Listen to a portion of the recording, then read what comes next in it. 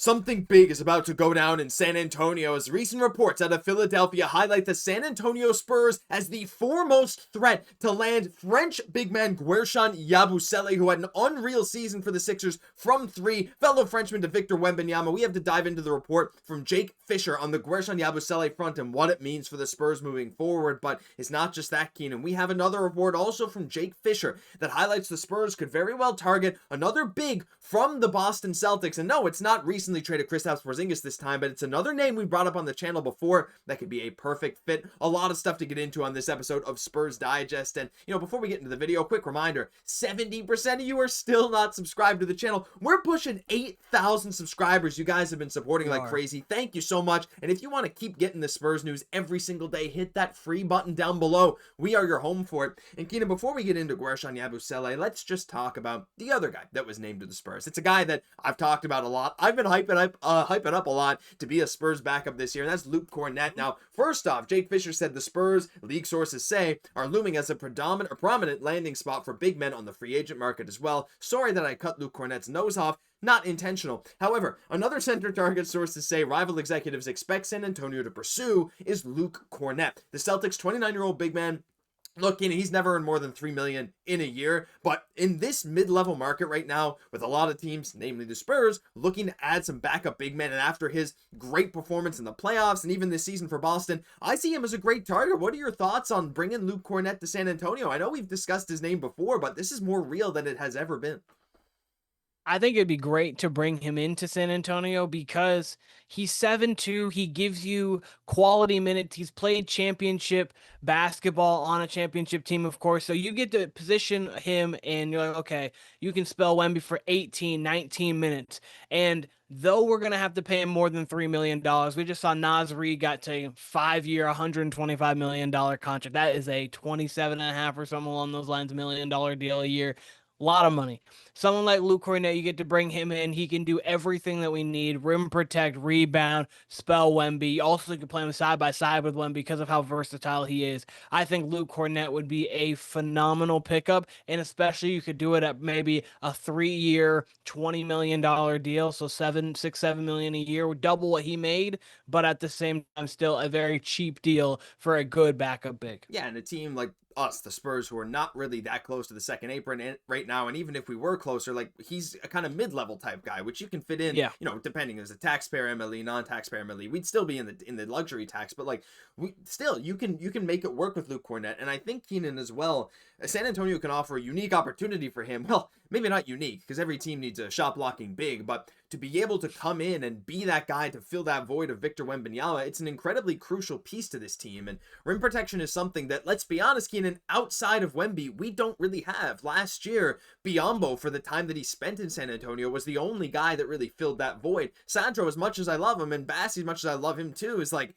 Bassi's more of an energy guy. He can block shots, but Mamu never really did that, more of a stretch five. Look, Kornet is kind of a specialist in a way where he fills that specific void that the Spurs need. And I feel like, too, on the free agent market, when you can go get a guy that, your team needs exactly what he has, it's even more valuable to you than the monetary value that he would go for, like, if we're talking market price, Yes, skill set and team fit matter more than just your talent level, especially when you're building a roster, which is why you saw teams obviously like Indiana and Oklahoma City take their stars out of it. They have a lot of people who fit specific skill sets, which is how they were able to go win.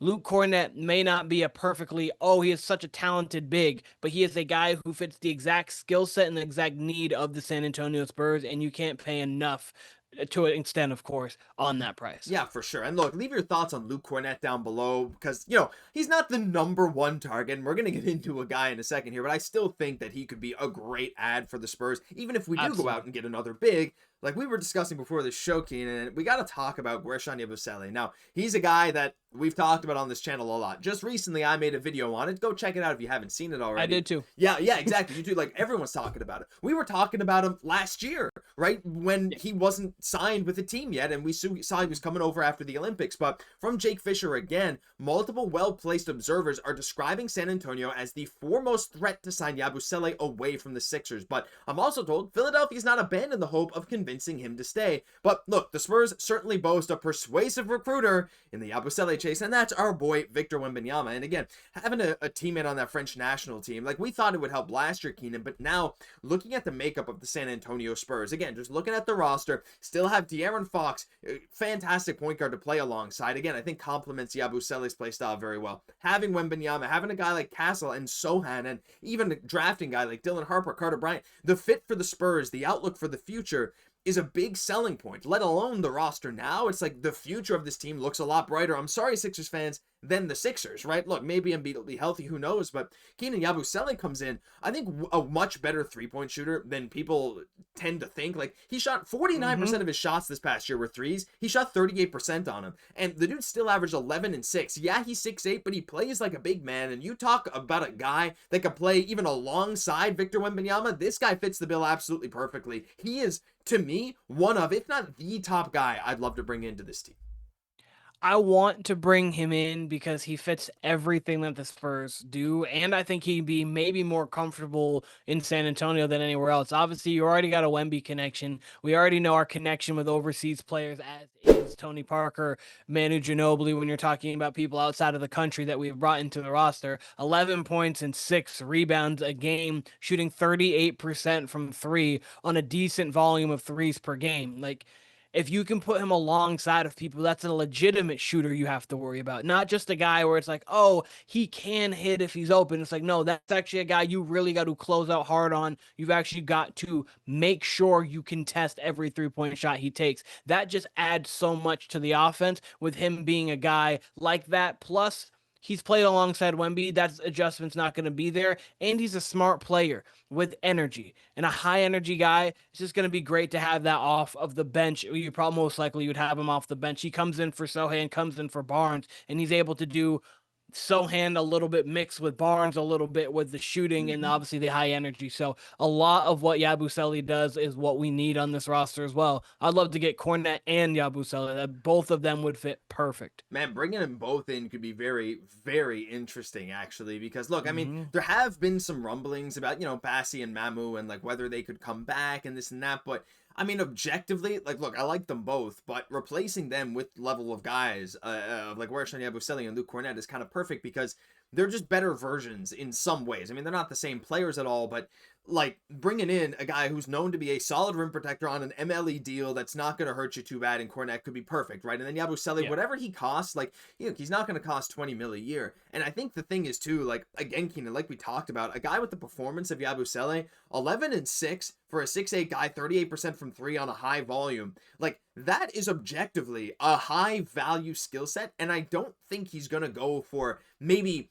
traditionally as much as this kind of statistical profile would go for, especially, hey, maybe you could convince him to come to San Antonio and take a little bit of a pay cut. I don't know. I think, Keenan, this comes back down to two guys that just fit the bill of this team absolutely perfectly. Are we talking short-term deals with these guys? Are we talking to try and get the maximum term out of them? Because I mean, again, you don't want to lay it all on the line and give them both 4-year deal for like this long, because you do want to see how they fit. But like, honestly, 2 to 3 year deals for both of these guys.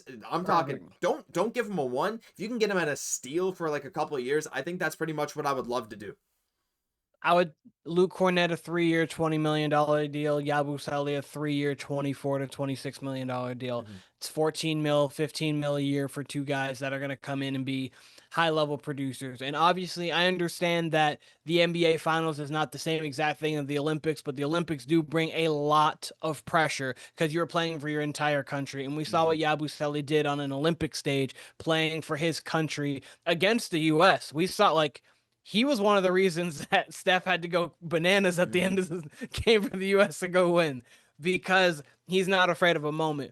We don't know what Bassi's going to look like in those moments. We don't know what Mamu's going to look like in those moments. Luke Kornet has been around championship pedigree over the last few years, and we saw Yabusele on the world's biggest stage come up and show out. Two guys that if we have the aspirations that Dylan Harper has, we're going to be in the playoffs. or two guys you want to be able to trust off the bench for 18, 20 minutes a game to know that their moment's not going to be too big for them. Those are two guys that you have right there in free agency that you can get at a premium price. Yep, I can't wait to see what happens here because I love that we're actively in this market and looking at every single big man. So leave your Yes. thoughts on both these guys down below. Something's going to happen. Something big is coming for San Antonio, and we can't wait. But that'll do it for this episode of Spurs Digest. If you enjoyed, hey, just subscribe to the channel. It's completely free. We got content coming all off season long, and if you don't want to miss a thing, stick around because we have a lot more in store just like this. I'm Josh Gosse, my co-host, Keenan Warner. We'll catch you in the next one.